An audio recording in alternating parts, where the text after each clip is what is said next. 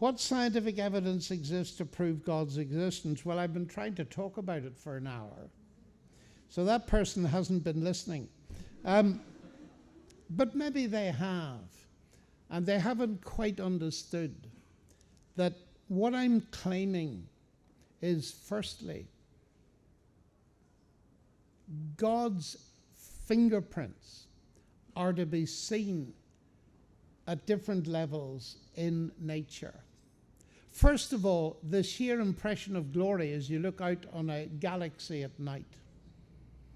And that has impressed many, many people who are not scientists, but it has impressed scientists. The great philosopher Kant says, the starry heavens above me and the moral law within me. Those two things convinced him of God. Kant was not an atheist, by the way, in case you've been taught he was.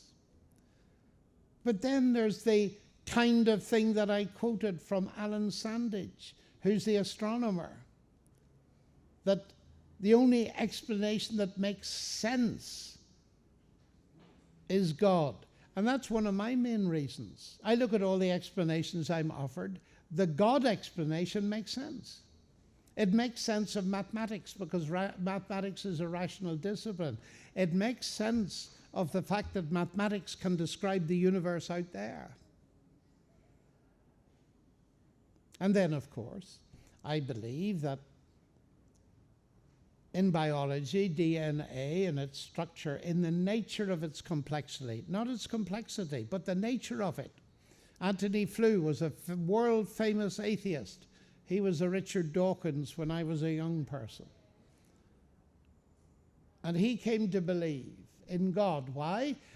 Because someone told him that DNA is written in a language. And he said, the only explanation I can have for that makes sense is God. So in all of those ways. But that's only the start of the evidence for God. Science doesn't tell us everything, and certainly not about God. It can point towards God.